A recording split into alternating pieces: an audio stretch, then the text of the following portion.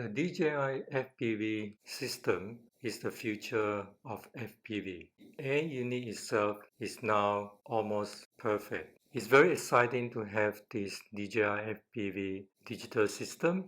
As you can see from my videos up to this stage, I have shown you the analog side of these goggles. It's doing even better than Fat Shark goggles. And I also shown you how easy it is to use the FPV goggles and also the remote controller. The whole system is very seamless and is very easy to use. This is the future because I believe DJI has already done the research and already have the technology to forward this FPV digital system, not just for general flying, but also for racing. You can see from what they have done so far with the updates in their firmware, it already has upped the picture transmitting quality by going from 25 megabits per second to 50 megabits per second. And by doing that, it increased the quality of the picture. I believe they already got something in place to maybe do a system upgrade, and then you can use this in FPV racing. And I also believe that they're also building their own quad. The reason why I'm saying that is because they already have the technology. They have their camera quads, for example, the Mavic range of quad. And the camera quad has a gimbal, and it can help to take videos and pictures. It's basically a camera quad. The only downside to that is because it transmits in Wi-Fi, so it's not real-time video. So what I think they are going to do is to merge FPV with camera capabilities of their quad by building this system. So what I can see in the future is that DJI is probably going to upgrade the A unit to have a gimbal and also to have a GPS navigation system. By doing that, what they virtually can do is that they can build their own quad, or they can sell the system to people like us to put in our own quad. So you can have the capabilities of panning the camera and also taking videos and pictures, which is the aerial pictures and videos, while you're flying FPV. Let me give you an example. So while you're flying, you can enjoy the scenery, and then suddenly you locate the scenery where you want to take videos and photos. So you can flick a switch on the FPV remote controller, and then it will then go into a GPS mode, and it will just virtually stay there like your normal camera quad. So then you then use the gimbal, and then you pan around, and then you take videos and photos of whatever scenery that you want to take when you stop there. So after finishing that, you switch it back to FPV and you continue flying. With the FPV side of things, the gimbal can also help you to adjust your camera. So you can do it on the fly. You can adjust it to 10 degrees, 20 degrees, or 30 degrees, whatever angles that you like and however speed that you want to fly very easily by just flicking a switch. So you can see that DJI is going towards this direction. And also DJI has a battery technology to make your quad fly even longer. So for example, the Mavic type of quad, they can fly about 20 minutes. Imagine that they can build a quad that can fly 20 minutes, that you can fly FPV, you can have FPV feed, and you can also take quality 4K videos and pictures while you're doing that. You are in full control of your quad, and you can have real-time videos going to your goggles in digital format. Racing is a niche market, so if they can capture the racing market, that would also benefit them. But I think they're more going towards the general aviation type of casual flyer like you and I. So I believe they can also capture the racing market because their technology is so far ahead of anyone out there that's developing the technology of digital FPV. That's including FatShark. If you look at FatShark development, which FatShark RC has just recently put up a video, that video quality is basically like the rapid fire type of video, but they're saying that it's digital feed. It's miles behind or kilometers behind what DJI has done, and I don't know how they're going to beat DJI.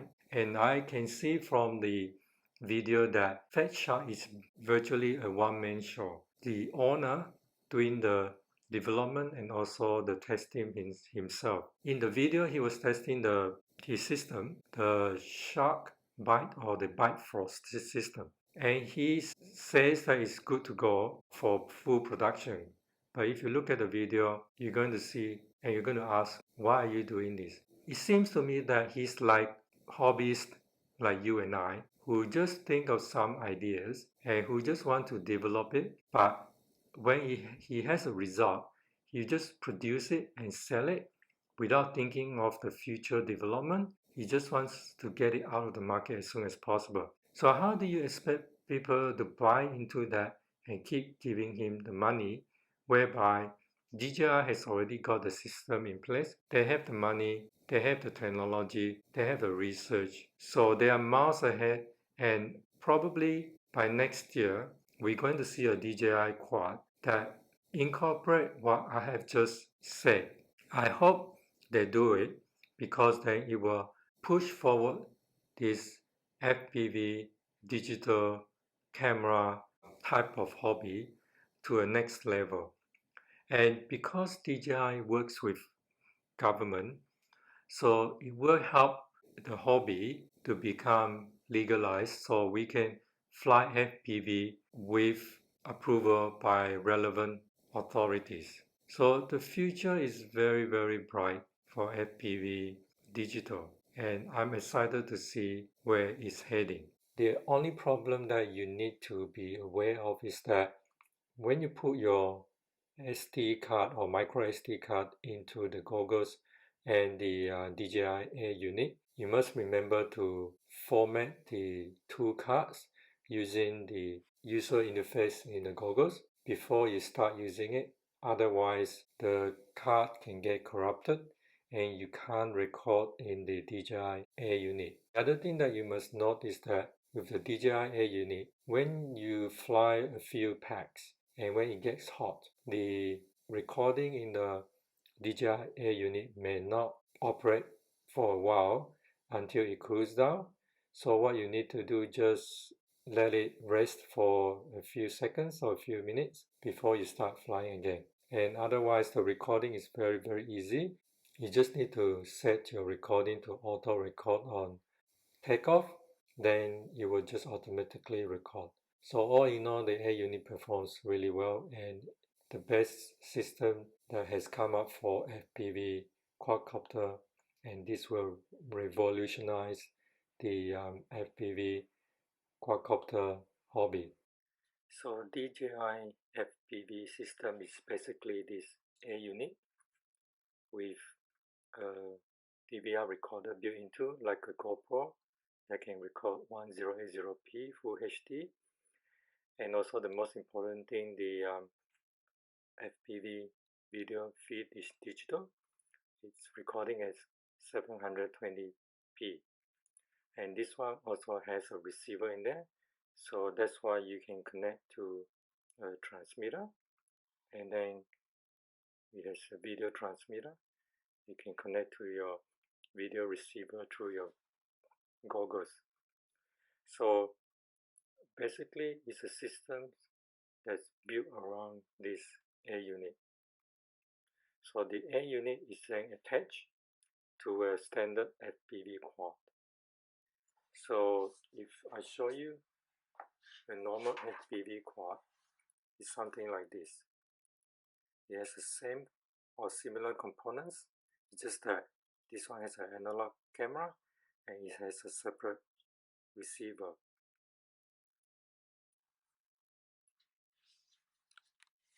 So the goggles is capable of receiving digital video from this Air unit, so you cannot escape not using pair of these goggles.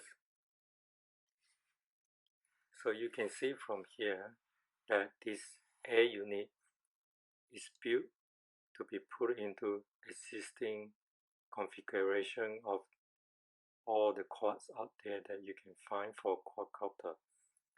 So it's not specifically built as a user-friendly components for somebody who has no knowledge of FPV quad. So you still need to have some knowledge of how to set up your transmitter, like the sticks, how you like it, and also you need to have some knowledge of linking the transmitter to the quad and how transmitter works. And you also need to have some knowledge of linking the goggles to your air unit and how goggles work. So DJI has assumed a lot of basic knowledge for you to be able to use this air unit, because if you just buy the air unit, you still need to be able to put them all together, connect to your flight control board, and then set it up under Betaflight, because basically this is just a receiver and your video transmitter. So it's just replacing an analog camera and your analog and your normal receiver, and with a built-in GoPro type of recorder. So the flight control board is still controlled using the Betaflight software. So you still need to know a little bit about Betaflight software. And you still need to know that you need to set up your transmitter with Betaflight in terms of arming the quad and using the different modes, especially the switches. So there is a basic assumption of knowledge for you to know, which is setting up your transmitter, physical setup of your quad, and also the physical setup of your goggles. So you need to know how to combine them together and be able to fly this unit with this digital video feed. So there's no difference in flying DJI FPV quad and your normal quad. It's just the same, just that you are receiving 720p video on your goggles, and you can record on the air unit with 1080p video.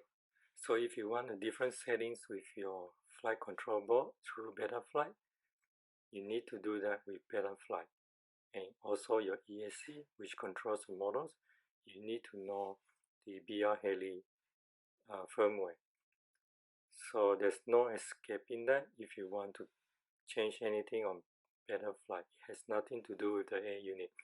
The air unit is just basically a separate receiver and your video transmitter. And just because this is air unit is from DJI, it doesn't mean that you can fly this like your normal DJI quad, like the Mavic Mini or Mavic Pro or the Phantom, being that this one doesn't have GPS and this one doesn't have altitude hold. So you just can't push the throttle up and let this go up, and it will stabilize itself. So this is still a normal quad that you need to learn how to fly. So the basic modes are angle modes, which is a bit of stabilized mode, but it's not GPS, it's not altitude hold. You still need to know how to control the quad. And the other mode is acro mode, which is manual control. So you need to learn how to fly using manual control. So the reason why this DJI FPV quad is expensive is because of the air unit. So I'm in Australia, the air unit costs about $295, and this quad costs about 560 Australian dollars. So the basic quad itself is around 260, and this one is about 300. So if you have never flown a quadcopter before and you come into this and you think that you want to get this quad, then you need to think twice, because you just can't simply fly this quad without any basic knowledge of flying. A lot of people out there who are flying this FPV quad, they have been practicing for a long time through flight simulators and also the cheaper tiny whoop type of quad.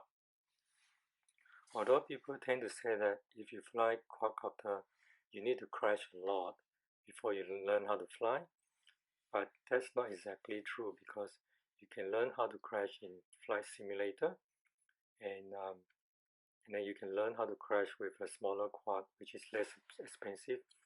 You don't want to fly this and then you destroy this in the first second. Although DJI has solved the problem of binding receivers and also to your goggles, basically what I mean is that they simplify the process of transmitter and the receiver and the goggles by doing it all together in one system.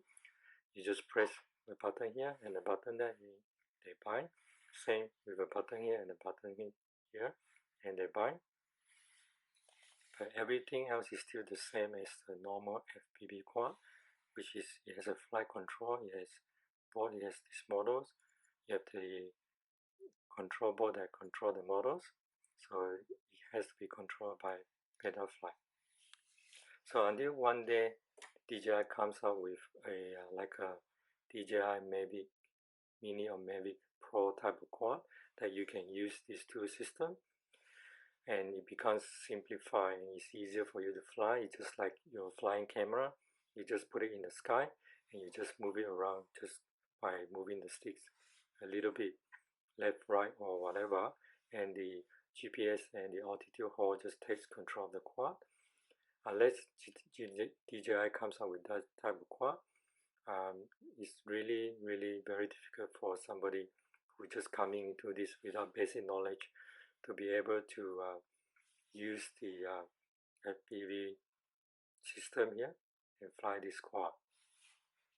I believe one day DJI will come up with DJI on quad that you don't have to muck around with Betaflight, and you just connect and you just fly.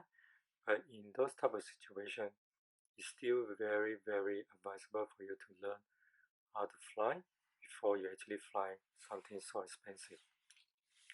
So DJI did not build this quad. DJI built this unit to be put into an advanced quad like this one, to be flown by a more advanced pilot who knows how to fly this type of quad. So it's really not for a beginner and for somebody who doesn't know how to fly a quad like this. So DJI basically built this air unit for somebody who's more advanced to upgrade their quad to a digital system, and they put a receiver in there just for good measures. But I believe they put the receiver in there and the transmitter because probably they're coming out with their own quad and they're going to use this system for their own quad. In terms of pricing, they're actually not very expensive, because a good transmitter will cost you roughly the same price, and also a good pair of analog goggles also costs you the same price, a very similar price range. And even with this air unit, it's not that expensive because it basically has a GoPro built in. The GoPro is basically around maybe say $100, then the rest is FPV system. So overall, the price is not too expensive for you to set up a digital system if you want to get into FPV. So I would say that if you're already flying analog quad and you want to upgrade to digital system, this is a very good system to upgrade, and you still have the options of flying your analog quad by using some kind of adapter like this to put your video receiver, or you can also use the DJI adapter, which is on the front. So you have the best of both worlds, because something like a tiny whoop, you can't really put a very small digital camera in there unless they develop one in the future. So anything that's less than 2-inch, you probably fly using analog. So if you have a lot of tiny whoops, so this one gives you the option of flying tiny whoops, and also you order quads that you don't bother to put air units in there because they are too small for air units, and you can then advance to your more advanced quad with digital FPV.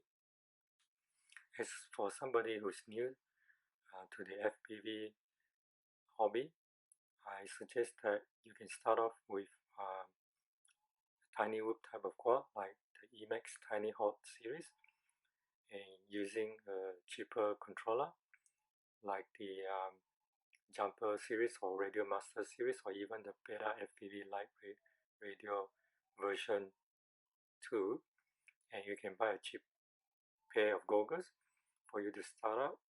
And if you are really enjoying it, then you can then swap over to this system. You don't have to buy this controller. You can still use your Jumper or your Beta FPV controller, and then you can have the analog, and you can fly digital system using your own FR Sky receiver, or if you prefer, you can buy your own TBS receiver or other type of receiver, but you can still use a Jumper and Radio Master. So that's the best step to start out if you want to buy or go into digital FPV, because you still need to learn how to fly using a flight simulator and also tiny whoop type of quad. So don't go straight in and buy in on this type of system unless you are really interested in progressing further. But having said that, if you really like the DJI goggles, you can invest some money in DJI goggles.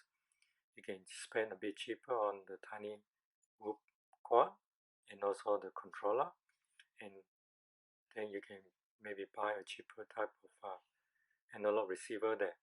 So you can keep continuing using these goggles for now and into the future.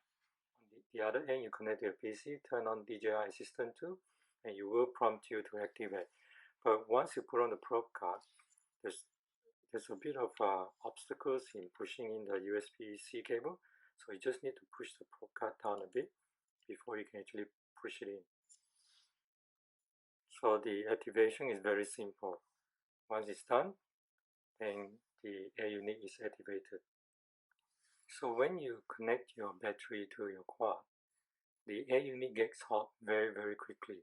A couple of minutes it gets really, really hot. So if it gets overheated, it will then reboot itself, then you have to try again. So my advice to you is to get a small fan to turn it on the side, just to make sure that it doesn't overheat. Otherwise, you're going to have failure of to update this air unit every single time. Because you need to power on your quad by connecting the battery when you're binding, and also when you are connecting this to Betaflight to adjust the mode, it's better that you take off the propellers, because it is power on. Any slight movement or any slight miscommunication or connection with your transmitter, you're going to have an accident. This may flip over, you may cut yourself with this, and you may damage your quad. So take off the probes before you do anything with this DJI air unit and the quad.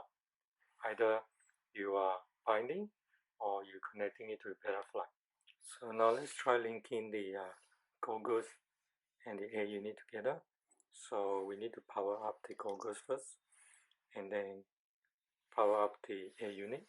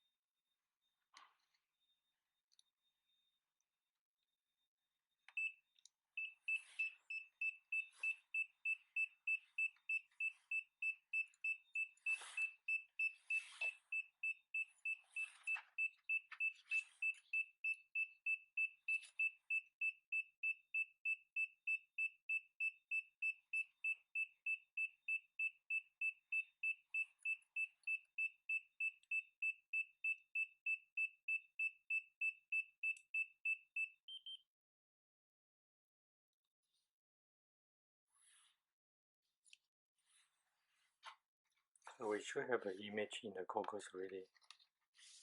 Let me have a quick look.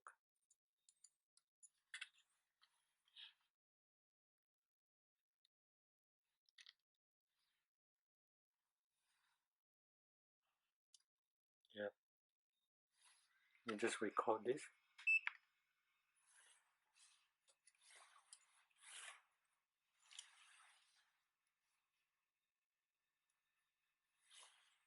Put it on my face.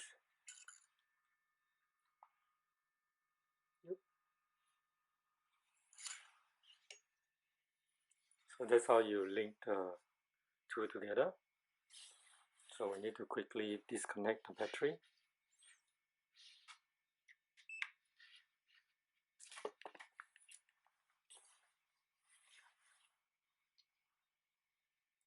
Now let's link the remote controller, the unit. So turn on the remote control and then press and hold these three buttons. 1, 2, 3 together.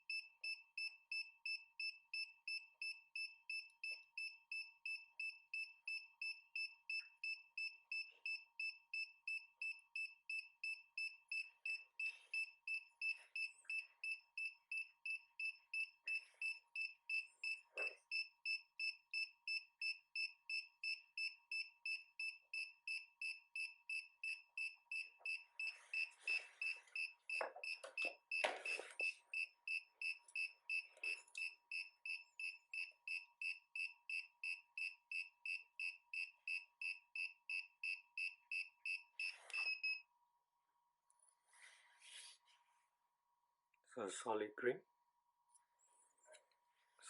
is linked.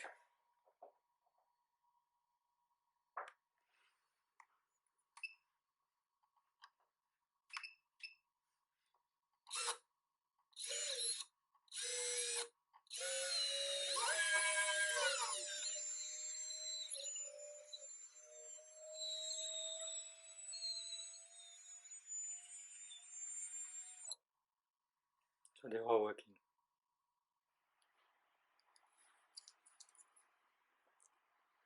I'm connecting the quad to Betaflight, and I need to turn on the quad because otherwise it doesn't work.